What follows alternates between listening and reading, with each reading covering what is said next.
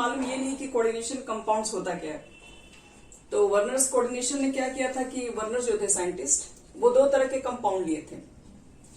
एक हमारे पास था CuCl2 का कंपाउंड लिए थे और एक कंपाउंड ले लिए थे अमोनिया का। ठीक है, और ये दोनों कंपाउंड आपस में रिएक्ट करके एक नया कंपाउंड बनाया, CuCl3 6NH3। ये हमारा एक नया कंपाउंड फॉर्म हुआ। अब इस कंपाउंड को क्या किया गया, इस कंपाउंड को यूज किया गया एक्सेस ऑफ AgNO3 के साथ, और जो भी एक्सपेरिमेंट किया गया इसी पर किया गया। पहला एक्सपेरिमेंट जो हुआ था वो इसी कंपाउंड के ऊपर किया गया था। ये कैसा आपके पास कंपाउंड था, ठीक है, कंपाउंड कैसा था अभी नहीं मालूम है। एक कंपाउंड एग्जिस्ट करता है दोनों को रिएक्शन करवाने की वजह से, और फिर जैसे हम लोग एक्सेस ऑफ AgNO3 लिए तो वहां पर हमको ये मालूम चला कि 3AgCl प्रिसिपिटेट हो गया। ठीक है, 3AgCl तो बाहर निकल गया, लेकिन बाकी अमोनिया और कोबाल्ट नहीं, ये दोनों आपस में अलग नहीं हुए। Ag क्या हो गया, Cl के साथ रिएक्ट करके AgCl 3 मोल प्रिसिपिटेट हो गया। तो इससे दो चीजें मालूम चला। एक चीज है कि कंपाउंड्स के अंदर कुछ चीजें जो हैं जो स्ट्रांगली अटैच्ड नहीं है। जैसे इससे क्या मालूम चला, वैसे ये बात मालूम चला हुआ कि जो कोबाल्ट के साथ अमोनिया जो होगा वो काफी इसके साथ टाइटली अट्रैक्ट होगा, टाइटली पैक होगा, ताकि अमोनिया के साथ अभी भी बंधा हुआ है, अभी भी अमोनिया के साथ कोई प्रेसिपिटेशन नहीं दिया हुआ। लेकिन देख रहे हैं कि ये Cl जरूर ऐसा ही होगा कि कंपाउंड के साथ, ये कोबाल्ट के साथ कुछ स्ट्रांग नहीं, वो कुछ क्या बोला गया, वीक कनेक्शन रखा होगा, तब ये इजिली क्या हो गया, इजिली प्रेसिपिटेट हो गया। तो इसी के बेसिस पे आधार पर उन्होंने ये मालूम किया कि कोई भी आपके पास है, कोई भी कोऑर्डिनेशन कंपाउंड, ऐसे तो इसी के बेसिस पे निकाला गया कि जो स्ट्रॉन्ग बॉन्डेड जो है कोबाल्ट के साथ वो अमोनिया है, तो इसको कहाँ रखा गया, अंदर रखा गया। इससे ये मालूम चला कि ये चीजें बॉन्डेड रहेंगी, ये चीजें उनको सोल्यूशन में ब्रेक नहीं होगा। और जो चीजें सोल्यूशन में ब्रेक हो जा रहा है, ब्रेक हो रहा है, तभी तो Cl3 मोल बन रहा है यहाँ पे AgCl का, तो उसको कहाँ रखा गया, बाहर रखा गया। तो इसी के हिसाब से कोऑर्डिनेशन कंपाउंड बनाया गया, सेट किया गया उधर, जिसमें से बताया गया कि सेंट्रल एटम जो आपके पास होता है, जैसे पोस्टुलेट था आपके पास, जो यहाँ पर सेंट्रल मेटल एटम होते हैं वो दो तरह की क्या वैलेंसीज को ऑब्जर्व करते हैं। यहाँ पर जो सेंट्रल मेटल है दो तरह की वैलेंसी, एक को बोलते हैं प्राइमरी वैलेंसी कहा जाता है और एक को कहते हैं सेकेंडरी वैलेंसी। प्राइमरी वैलेंसी को क्या कहते हैं, यहाँ पर primary valency is responsible for oxidation number, या फिर ऐसे बोल दो कि प्राइमरी वैलेंसी बताता है चार्ज बताता है सेंट्रल मेटल एटम के ऊपर कितना है। तो ये जो आपके पास चीजें हैं, ठीक है, ये हमारे प्राइमरी वैलेंसी से करते हैं। प्राइमरी वैलेंसी की वजह से ऑक्सीडेशन नंबर क्रिएट होता है, और सेकेंडरी वैलेंसी की वजह से क्या, सेकेंडरी वैलेंसी की वजह से कोऑर्डिनेशन नंबर, जो कि 100% देखिए ये भी थ्योरी करेक्ट नहीं है, कुछ गड़बड़ इसके अंदर भी, लेकिन पहले जब कुछ नहीं था तब मान के चलो कि अभी ये है। प्राइमरी वैलेंसी को क्या कहा गया, प्राइमरी वैलेंसी को कहा गया क्यों, रिस्पॉन्सिबल फॉर ऑक्सीडेशन नंबर या ऑक्सीडेशन स्टेट, या फिर charge on the central metal atom. Secondary valency को कहा गया कि ये स्ट्रांगली बॉन्डेड है, जिसकी वजह से इसको कहा गया कि ये एक कोऑर्डिनेशन नंबर के इक्वल होगा। कोऑर्डिनेशन नंबर का मतलब यही होता है आज की डेट में नंबर ऑफ लिगेंड्स कितना अटैच है, कितना इलेक्ट्रॉन पेयर डोनेट किया कोबाल्ट के पास। फिर हम जैसे ही आगे बढ़े तो इसके बाद ये मालूम चला कि जो प्राइमरी वैलेंसी होती है वो आयनाइजेबल होती है, सेकेंडरी वैलेंसी देखने हम लोग आयनाइजेबल नहीं होती है एक सॉल्यूशन के अंदर। प्राइमरी वैलेंसी को हम लोग, हाँ, प्राइमरी वैलेंसी को सेटिस्फाइड किया जाता है, शायद आप लोग एक पॉइंट नहीं लिखे थे उसे, प्राइमरी लिख लीजिए इसमें, primary valency is satisfied by negatively charged ion. Primary valency are satisfied negatively charged ion. ये जो क्लोरीन को देख के लिखा गया था उस टाइम पे कि क्लोरीन क्या है, प्राइमरी वैलेंसी, प्राइमरी वैलेंसी क्या हो सकता है, तो नेगेटिवली चार्ज्ड आयन था ये। तो कहा गया कि प्राइमरी वैलेंसी को सेटिस्फाइड किया जाता है नेगेटिवली चार्ज्ड आयन से। और लिखो secondary valency, secondary valency can be satisfied with negatively charged as well as neutral, जिसको हम लोग लिगेंड्स कहते हैं, न्यूट्रल्स मॉलिक्यूल्स या आयन भी हो सकता है। तो इसका मतलब है कि प्राइमरी वैलेंसी को हम लोग नेगेटिवली चार्ज से क्या करते हैं, नेगेटिवली चार्ज को मतलब सेटिस्फाइड करता है सेंट्रल मेटल एटम को, और जो सेकेंडरी वैलेंसी होता है वो न्यूट्रल भी हो सकता है, वो नेगेटिव भी हो सकता है उस टाइम पे। प्राइमरी वैलेंसी को जब भी रिप्रेजेंट करना है तो उसको डॉटेड लाइन से रिप्रेजेंट कीजिए। सेकेंडरी वैलेंसी को रिप्रेजेंट करना है तो एक मोटा सा थिक लाइन से रिप्रेजेंट करो, सॉलिड लाइन से रिप्रेजेंट करो। प्राइमरी वैलेंसी क्या जाता है कि कोई भी इसका स्ट्रक्चर में, कोई भी ज्योमेट्री में इसका कोई कंट्रीब्यूशन नहीं होता है, क्योंकि ये आयोनाइज हो जाएगी फिर सॉल्यूशन के अंदर, आयोनाइजेबल होगी, तो इसलिए नॉन डायरेक्शनल है ये किसी एक फिक्स डायरेक्शन में नहीं है। इसकी वजह से हम ज्योमेट्री को प्रेडिक्ट नहीं कर सकते हैं, इसलिए कंट्रीब्यूशन नहीं होता है इसके ज्योमेट्री में। लेकिन सेकेंडरी वैलेंसी की वजह से responsible for the structure of coordination compound, ये कहा गया था। और उसके बाद फिर ये भी बताया गया, जैसे कि अगर आपके पास किसी कोऑर्डिनेशन नंबर अगर मान लो 2 निकल के आता है किसी का, तो कोऑर्डिनेशन नंबर 2 जिसका होगा उसको कहा गया उसका जो स्ट्रक्चर होगा, जिसका जो ज्योमेट्री होगा वो लीनियर होगा। जिसका कोऑर्डिनेशन नंबर 4 है उसको कहा गया टेट्राहेड्रल होगा, जिसका कोऑर्डिनेशन नंबर 6 आया उसको उस समय कहा गया था ऑक्टाहेड्रल। तो ये सब चीजें उस समय भी प्रिडिक्ट हो चुकी थी। तो ये वर्नर्स का ही अपना एक्सपेरिमेंट था, अलग अलग एक्सपेरिमेंट किए। तो आपको एक सिंपल से एक्सपेरिमेंट बताया, इसमें अलग अलग चीजें भी चेंज की। वो क्या क्या हमको दिखा रहे हैं, जैसे कि कंपाउंड उन्होंने क्या क्या लिया हुआ था। जैसे COCl3 है पहला कंपाउंड, इसी को लेके चलते हैं। और 6NH3 है हमारे पास है। और इसको जो आप क्या बोलते हैं, इसका जब आप देखेंगे कलर येलो होता है, येलो कलर का। और इसको जैसे हम लोग डालेंगे वाटर के अंदर तो ये 3 मोल AgCl यहां से प्रिसिपिटेट होगा। जब आप डालेंगे AgNO3 सॉल्यूशन के अंदर का 3 मोल AgCl का प्रिसिपिटेशन होता है। तो टोटल नंबर ऑफ अगर हमको आयंस लिखना होगा तो पहले इसका मॉलिक्यूलर फॉर्मूला हम लोग क्या लिखेंगे। अगर इसी के लिए हम लोग पहले मॉलिक्यूलर फॉर्मूला लिखना चाहते हैं, एक मिनट। अगर मुझे पहले इसके लिए आयंस लिखना है, कितना आयंस होंगे, मॉलिक्यूलर फॉर्मूला लास्ट में लिखेंगे, तो इसका स्ट्रक्चर भी बनाएंगे। तो आपसे पूछ रहे how many ions produce by COCl3 into 6NH3। अगर ये 3 मोल AgCl बना रहा है तो अगर 3 मोल AgCl बना रहा होगा तो इसका मतलब ये है यहाँ पे 6NH3 है और आपके पास जो Cl3 है वो 3 बाहर है, कुछ इस तरीके से। तो टोटल नंबर अगर आपको आयन मालूम करना है तो यहाँ देखो, यहाँ पर 3 क्लोरीन है तो 3 क्लोरीन माइनस 3 तो क्लोरीन के ही हो गए, और 1 क्लोरीन की वजह से इसके ऊपर जो चार्ज आपके पास आएगा वो प्लस हो जाएगा। तो हम लोग यहाँ पर टोटल आयन मालूम करना चाहेंगे तो कितना हो जाएगा।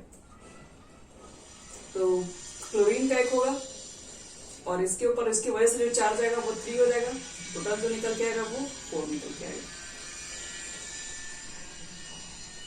और प्राइमरी वैलेंसी इसमें कितना है,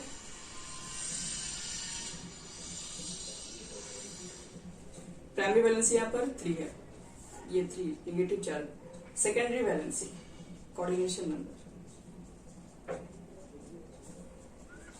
6।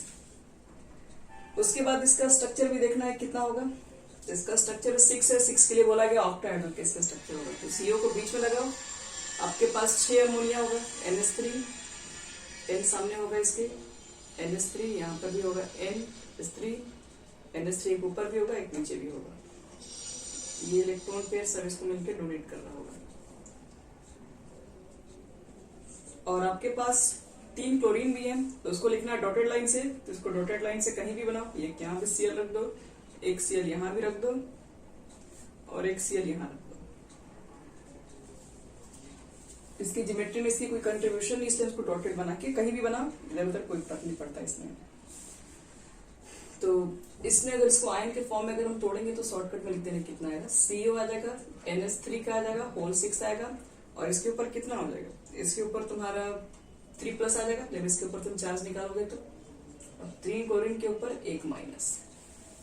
तो इसलिए यहाँ पर टोटल नंबर ऑफ जो आयन आएगा 3 इसके आयन आएंगे, 1 क्लोरीन के आयन आएंगे और टोटल आपके पास 4 आ जाएगा। तो ये पहला कंपाउंड है, इसके ऊपर फिर दूसरा कंपाउंड भी लेके निकाला गया, तीसरा कंपाउंड भी लेके निकाला गया। देखो दूसरा भी बता दे रहे, ऐसे करते करते आप लोग फिर आगे कर लोगे।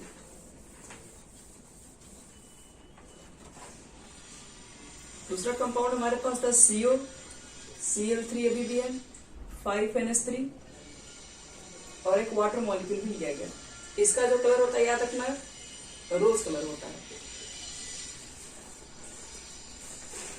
और यहाँ पर भी क्या होता है कि जब आप इसको जैसे हम लोग एक्सेस ऑफ NH3 AgNO3 से पास किए तो यहाँ पर भी जो आया 3 मोल AgCl का प्रेसिपिटेशन हुआ। याद रखना वो कलर में हमें था येलो, ये कलर में आपके पास है रोज। तो 3 मोल अगर AgCl प्रेसिपिटेट हुआ तो इसका मतलब है 3 मोल ऐसे हैं जो कि कोबाल्ट के साथ कोई खास बॉन्ड में नहीं थे, तो आसानी से ब्रेक हो गया। आयोनाइजेबल वैलेंसी थी, और आयोनाइजेबल वैलेंसी को हम लोग क्या बोलते हैं, प्राइमरी वैलेंसी, उसको रख देंगे बाहर। और बाकी चीजें कोई आयोनाइजेबल है नहीं, सेकेंडरी वैलेंसी है जो कि हमारे पास रहेगा अंदर। कुछ इस तरीके से फिर कंपाउंड बनाए गए। इस कंपाउंड्स के अंदर फिर निकाला गया टोटल नंबर ऑफ आयंस। तो टोटल नंबर आयंस को ब्रेक कर दो, तो ब्रेक करोगे तो ये 3 माइनस है, तो इसलिए यहाँ पर 3 प्लस देके जाएगा। तो 3 प्लस और 3Cl माइनस, तो यहाँ पर +3 इसका और 1 इसका, टोटल नंबर ऑफ आयंस यहाँ पर भी आपके पास हो रहेंगे सॉल्यूशन के अंदर। प्राइमरी वैलेंसी यहाँ पर कितना है, तो प्राइमरी वैलेंसी को आयोनाइजेबल कहते हैं, यहाँ पर आपके पास 3 था। सेकेंडरी वैलेंसी क्या है, सेकेंडरी वैलेंसी जो हमारे पास है 5 और 1 कितना हो जाएगा, ये 6। और अगर इसका स्ट्रक्चर अगर देखा जाए, स्ट्रक्चर कैसा होता है, तो CO बनाओगे, बाकी यहाँ पर 6 कोऑर्डिनेशन नंबर है, तो ऑक्टाहेड्रल का शेप होगा कुछ इस तरीके से, और बाकी जो होगा वो डॉटेड लाइन। NH3 बना दो 5, एक वाटर मॉलिक्यूल आपके पास होगा, समझ रहे हो, बाकी 2-3 डॉटेड लाइन से जिस तरीके से। चलो ये हमारा हो गया सेकेंड। इसके बाद और भी कंपाउंड है, और भी कंपाउंड का मतलब है कि यहाँ पर आपके पास Cl2 है, सॉरी यहाँ तो Cl3 रहेगा, 5NH3 है, यहाँ पर कुछ इस तरीके से कंपाउंड लिया गया। देखिए ये क्वेश्चन ऐसे ही कोई रह सकता है कि एक आपके पास कंपाउंड है, ठीक है, येलो कलर का दे देगा, कुछ कलर बता देगा आपको, जैसे ये होता है पर्पल कलर, कह देगा कि एक पर्पल कलर का कंपाउंड है जो कि एक्सेस ऑफ NH3 से पास किए, तो इतना आयन बना AgCl जो भी है, तो पूछ सकता है कि फिर बताओ उसका क्या होगा मॉलिक्यूलर फॉर्मूला, इस टाइप से क्वेश्चन। या फिर आयन के फॉर्म में पूछ देगा कितना moles of ion, total number of ion इतना बन रहा है, तो क्या उसका होगा मॉलिक्यूलर फॉर्मूला। तो हम लोग कैसी को देख के मालूम कर लेंगे, अगर यहाँ पर लोग एक्सेस ऑफ AgNO3 से पास किए तो हमें मालूम चला कि इसके अंदर जो AgCl का मोल है वो सिर्फ 2 ही AgCl मोल बने, तो इसका मतलब है कि सिर्फ 2 ही AgCl है, तो इसका मतलब है 2 जो Cl है वो बाहर है, 2 Cl बाहर है तो 1 Cl फिर अंदर होगा, क्योंकि जो AgCl बनेगा वही तो प्राइमरी वैलेंसी होगा, वही तो आयनाइज हुआ, तभी तो Ag से रिएक्ट कर गया वो। तो इसको अगर ब्रेक करेंगे, टोटल नंबर ऑफ आयंस निकालना है, कितने प्रोड्यूस होंगे यहाँ पे, तो NH3 यहाँ पर 5 लिख दो, Cl लिख दो, और यहाँ पर 2 माइनस है तो इसकी वजह से यहाँ पर आप 2 प्लस लिखेंगे, और फिर 2Cl माइनस, तो टोटल आयंस तुम्हारा हो जाएगा 2 + 1 यानी कि 3 आयंस होगा एक सोल्यूशन में। और फॉर्म भी यहाँ पर 5.6 है, ज्योमेट्री वही रहेगा, अब यहाँ पर आपको डॉटेड लाइन, लेकिन हाँ एक चीज और,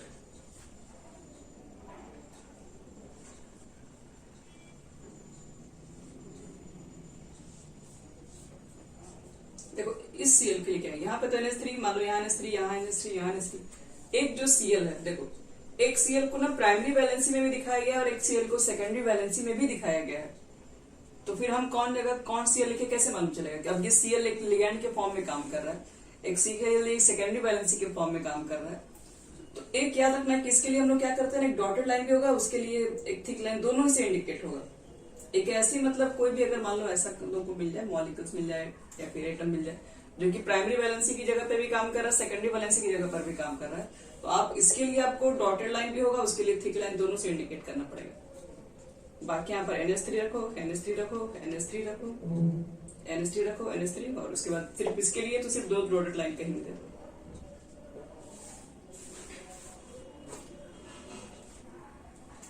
कुछ इस तरीके से आपके पास आएगा। अगर हम लोग इसका रेशियो भी चाहेंगे तो रेशियो वगैरह भी चेक किया जाता है, इसमें क्या बोलते हैं, कंडक्टिविटी चेक किया जाता है।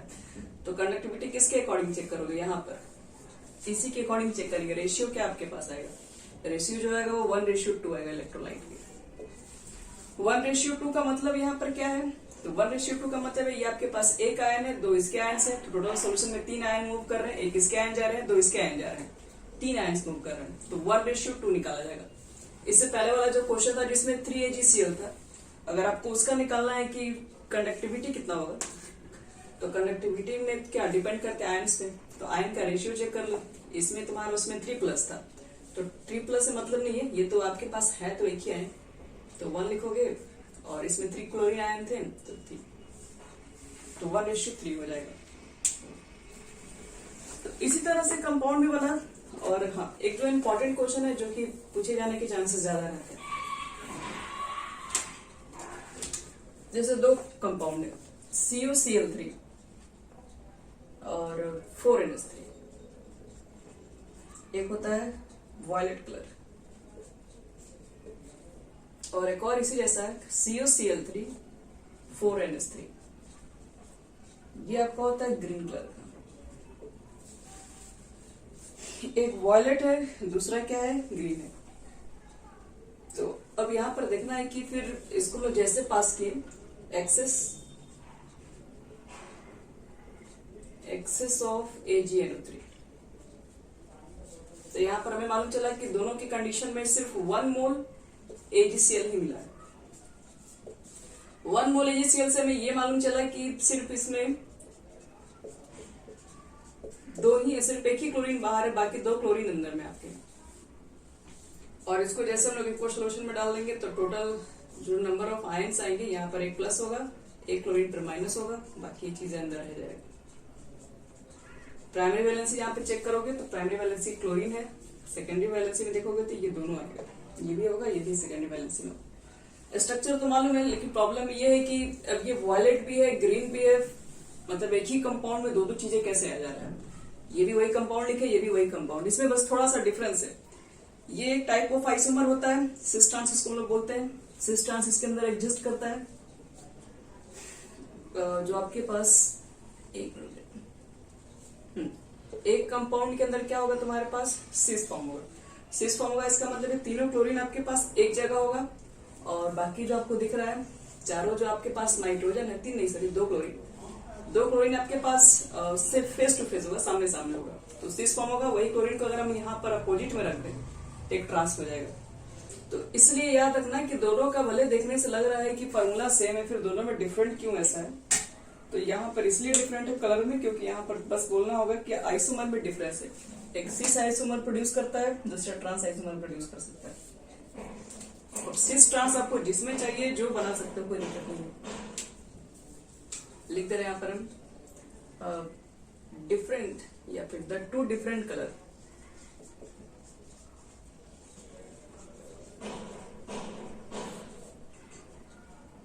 is due to its different isomer होने की वजह से ये। और इसमें एक लास्ट है हमारा पास CuCl3 और 3NH3 है।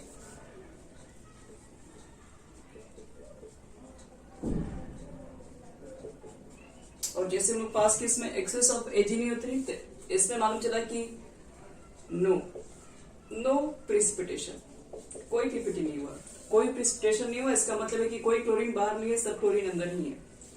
तो जब सब क्लोरीन अंदर ही रहेगा तो फिर कोई प्रिसिपिटेशन होगा ही नहीं। यहाँ पर एक मिनट, NH3 का होल 3 और Cl3 कुछ इस तरीके से।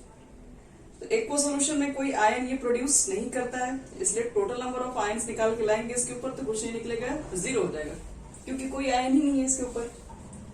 तो टोटल आयन्स यहाँ पे हो जाएगा 0। और इसमें भी 2 तरह के आइसोमर एग्जिस्ट करते हैं, एक को बोलते हैं सिस और एक को बोलते हैं ट्रांस, लेकिन उसका एक स्पेशल नेम भी होता है जिसको हम लोग बोलते हैं फेशियल और वेल्डोनियम।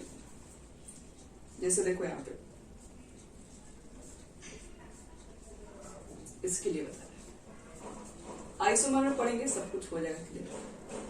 यहाँ पे Cl है, यहाँ पे Cl है, यहाँ मान लो 3 Cl हम लोग यहाँ ले लिया। अब चूंकि ये तो सबके सब लिगैंड के फॉर्म में काम कर रहा है तो उसको इस फॉर्म से यहाँ पे NH3 लिखो, यहाँ पे भी NH3, यहाँ पर NH3। इसको हम लोग क्या बोलते हैं, ये तीनों अमोनिया एक साइड है, एक फेस पे, और ये तीनों को अगर मिलाया जाए तो तीनों अमोनिया एक फेस पे है। एक फेस पे ये अलग हो जाता है, क्लोरीन एक फेस पे अमोनिया है, तो एक तरीके से इसको फेस आइसोमर कहते हैं। एक ही फेस पे सेम ग्रुप प्रेजेंट है। और यहां पर क्या होता है तुम्हारे पास, यहां पर NH3 है तो ये डिफरेंट पोजीशन पर आ जाएगा आपके पास। एक क्लोरीन यहां रख लो, दूसरा क्लोरीन इसके जस्ट अपोजिट रख लो, एक Cl यहां रखो तो दूसरा NH3 को यहां रखो। तो इसमें क्या है, इसमें बहुत सारे आपको ट्रांसपोजिशन दिख रहे होंगे, तो इसको ट्रांस भी बोलते हैं, इसको मर आइसोमर भी बोलते हैं। तो इसमें याद रखना एक ये भी सिस और ट्रांस ही है, लेकिन हम लोग इसको एक स्पेशल नाम से जानते हैं, इसको फेशियल, इसको मेरिडोनियल के नाम से भी जानते हैं। ये थोड़ा इंपॉर्टेंट होगा। और इससे पहले वाला भी जो कंपाउंड का फॉर्मूला सेम था, वायलेट कलर ग्रीन कलर का डिफरेंट था, ये किसकी वजह से है, तो उसके सिस ट्रांस आइसोमर की वजह से ही है। और इसमें अगर इलेक्ट्रोलाइट का रेशियो लिखोगे तो इसमें क्या होगा, इसमें तो हम लोग देख रहे हैं कि किसी तरह का कोई आयन नहीं है, तो यहाँ पर नो इलेक्ट्रोलाइट, ये कोई कंडक्ट नहीं करेगा, नॉन इलेक्ट्रोलाइट। तो ये तुम्हारा हो गया पूरा वर्नर कोऑर्डिनेशन थ्योरी। इसी पे रख के कंपाउंड्स बनाए गए, बहुत सारे कंपाउंड बनाए गए और कुछ स्टेटमेंट लिखे हुए थे 4 और 5, वही है सर। और इसका हम लिमिटेशन भी बता दे रहे हैं, ये वर्नर कोऑर्डिनेशन थ्योरी नहीं चला, लेकिन स्टार्टिंग सिंस इनसे हुआ है, इसलिए इसको फादर ऑफ कोऑर्डिनेशन केमिस्ट्री भी कहते हैं, कोऑर्डिनेशन कंपाउंड। लिखो इसका limitation of Werner's coordination theory.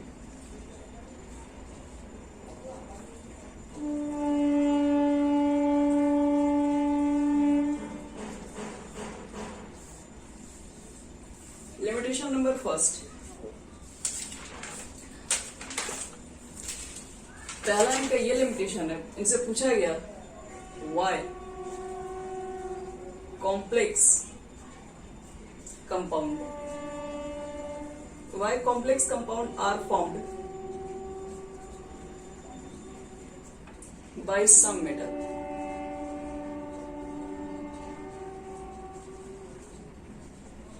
and other metal do not form complex, do not form this complex, a complex compound। इनसे पहला क्वेश्चन यही पूछा गया कि क्यों कुछ ही मेटल्स क्यों फॉर्म कर रहे कॉम्प्लेक्स कंपाउंड, सारे मेटल्स क्यों नहीं फॉर्म कर पा रहे। तो इसके बारे में कोई इनका एक्सप्लेनेशन नहीं है कि कोऑर्डिनेशन कंपाउंड जो है वो किस तरह के मेटल्स हो करेंगे। सेकंड, इन्होंने बोला था ये चीजें जरूर आप लोग देखे होंगे वर्नर कोऑर्डिनेशन थ्योरी में, सेकेंडरी वैलेंसी जिसको लोग कहते हैं कोऑर्डिनेशन नंबर, सेकेंडरी वैलेंसी की वजह से ही डिसाइड होगा ज्योमेट्री ऑफ द मॉलिक्यूल, ये geometry of the complex compound. एक कॉम्प्लेक्स कंपाउंड की जो ज्योमेट्री होती है उसको कैसे निकालते हैं, उसको निकालते हैं उसका सेकेंडरी वैलेंसी को देख के। ये तो बता दिया गया था, लेकिन कैसे डिसाइड होगा ये एग्जैक्ट नहीं बताया गया था। How secondary valency decide the geometry of complex.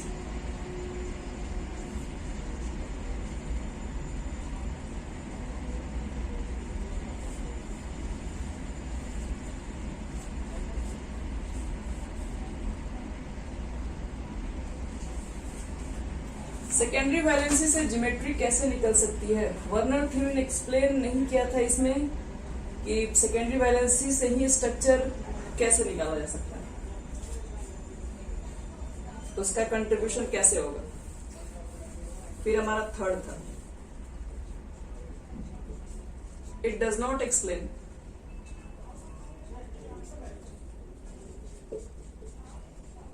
अब हम एक साथ सब लिख दे रहे हैं, ठीक है, आप चाहेंगे जिसको 5 लाइन में भी खींच सकते हैं। It does not explain magnetic properties, optical properties,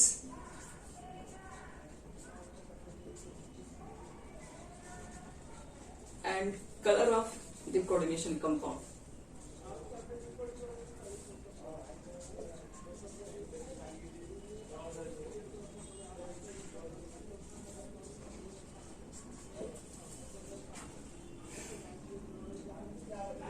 Werner ने ये भी चीजें एक्सप्लेन नहीं कर पाए थे कि कोऑर्डिनेशन कंपाउंड के अंदर मैग्नेटिक प्रॉपर्टीज कैसे एग्जिस्ट करती है, एक कॉम्प्लेक्स कंपाउंड का मैग्नेटिक नेचर कैसे हो सकता है, ऑप्टिकल नेचर कैसे हो सकता है, उसके कलर भी हो सकते हैं। तो ये सब चीजें भी एक्सप्लेन नहीं है कोऑर्डिनेशन केमिस्ट्री में, तो इसलिए ये थ्योरी का लिमिटेशन बन गया। तो इसके बाद हम लोग नया थ्योरी पढ़ते हैं जिनका नाम है VBT, valence bond theory. Valence bond theory हम लोग एक बार ऑलरेडी पढ़ चुके हुए हैं केमिकल बॉन्डिंग में, एक बार फिर से वही चीजें वापस आएंगी। इसमें हम लोग पढ़ते हैं हाइब्रिडाइजेशन, उसी के थ्रू इसका निकालते हैं स्ट्रक्चर, और ये भी थ्योरी जब फेल होगा तो लास्ट में पढ़ेंगे क्रिस्टल फील्ड थ्योरी। आज बस यही पर रोक देना थोड़ा टाइम।